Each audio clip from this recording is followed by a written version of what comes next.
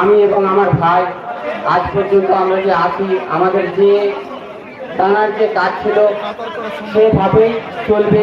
তবে হ্যাঁ, মূল লোক আমাদের চলে গেলেও আমরা তার হাত আছি। অবশ্যই আপনাদের যেভাবে সমস্যা সমাধানে এগিয়ে আসবেন রেজা দারুল ইফতার সোসাইটিতে, অবশ্যই আপনারা আসবেন। পূর্বের ন্যায় একইভাবে আপনাদেরকে গাইড করা হবে। এই বলে আমি আমার বক্তব্যকে এখানে ইতি করছি এবং আজ জানাজার জন্য আমার ভাই, ছোট ভাই আহমদ রেজাকে তাকে পড়ানোর জন্য আমার তরফ থেকে অনুমতি থাকছে। আর আপনাদেরকে বলছি, হযরতের দেহ দূরে দাফন হচ্ছে, এটা দূরে মনে করবেন না, এটাও একটা মহাব্বতের পরীক্ষা হবে। আমরা সবাই ইনশাআল্লাহ তার ডাকে বা তার তরফ থেকে দাওয়াত আসলে হাজির হওয়ার অবশ্যই চেষ্টা করব। এবং হযরত বেরেলী শরীফ থেকে তিনি বলেছেন যে আমার তারিখ যদি হয় তুমি আজকে নিয়ে নাও, আমি হযরতের 40-এ আসবো। তো আমি আপনাদের 40-এ আম দাওয়াত দিয়ে গেলাম, আর আমার খাওয়াস যারা আছেন আমি তাদেরকে খাস দাওয়াত পেশ করবো ইনশাআল্লাহ। আপনারা একবার দয়া করে পরভুলি তার গ্রামে রাখবেন, এটাই আমার দাবি থাকবে।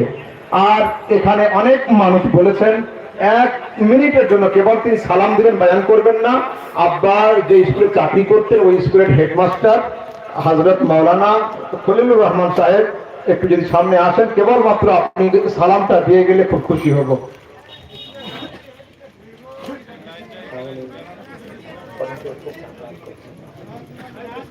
একটু আসুন, হুজুর এখানে আসুন, একটু আপনি সালাম দিয়ে নেন, আসুন।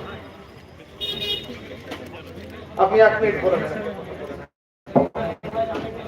জি জি,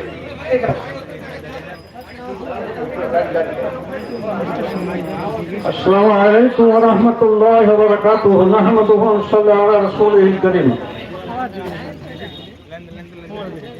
মাউতুল আলেমে মাউতুদ দুনিয়া। কোন আলেম মারা যাওয়া মানে পৃথিবী মরে যাওয়া।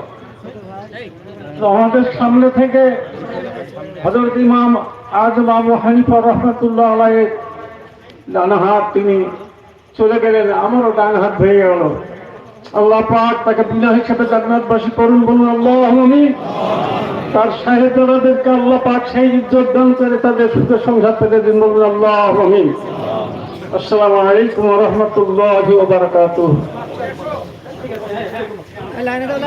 আচ্ছা, আর আপনাদের কাছে আমার শেষ কথা, আমি আপনাদের কাছে আবার ক্ষমা চাইছি আপনাদের হাতে দাফনের দায়িত্ব না দিতে পেরে। তো আমি মুফতি সাহেবদের সঙ্গে আলোচনা করলাম, লেট অনেক হয়েছে, অনেক দেরি হচ্ছে। তো আর আপনাদের জন্য 4 থেকে 6 ঘন্টা 8 ঘন্টা আমরা লেট করতে চাইছি। আগামীকাল দক্ষিণ 24 পরগনার সংগ্রামপুর স্টেশন থেকে খাঁপুর মাদ্রাসা মাযহারে ইসলামের গ্রাউন্ডে হযরতের দাফন হবে আগামীকাল সকাল 9টার সময়। যদি আপনারা কেউ রাতারাতি আসতে চান মহব্বতকারীগণ, আপনারা আসতে পারেন। আপনাদের দিকে খেয়াল করে হুজুরদের মতামত নিয়ে জানাজার টাইমটাকে দাফনের টাইমটাকে একটু লম্বা করে দিলাম। আজকের কলকাতা পৌঁছতে পৌঁছতে রাত্রি 12টা বেজেই যাবে, 1টা বেজেই যাবে। তাহলে গভীর রাতে দাফন না করে যাতে আপনারাও যেতে পারেন, সেহেতু আমি দাফনটা দেরি করে দিচ্ছি, সকাল 8টায় হবে ইনশাআল্লাহ। আসসালামু আলাইকুম ওয়া রাহমাতুল্লাহ। শিয়ালদা স্টেশন থেকে ডায়মন্ড হারবার লাইনের ট্রেন ধরবেন। শিয়ালদা স্টেশন থেকে ডায়মন্ড হারবার লাইনের ট্রেন ধরে সংগ্রামপুর স্টেশনে নামবেন, ওখানেই পেয়ে যাবেন ইনশাআল্লাহ, সকাল 8টা। আর আমার বাম দিক থেকে একদম ওই সাইডে একজন মুকাব্বির হাত তুলুন, তো একজন আলিম হাত তুলুন যিনি মুকাব্বির হবেন। মাশাআল্লাহ, আপনি মুকাব্বির। আমার সোজাসুজি একজন হাত তুলুন, মুকাব্বির হবেন। মাশাআল্লাহ, কি নাম আপনার? মাশাআল্লাহ, মাওলানা সাহেব। ওই মাওলানা সাহেবের 2-3 লাইন 4 লাইন পরে একজন হাত তুলুন। মাওলানা, মাশাআল্লাহ মাশাআল্লাহ, তার 2-3 লাইন 4 লাইন পরে একজন হাত তুলুন। একজন হাত তুলুন পিছন থেকে, আলহামদুলিল্লাহ।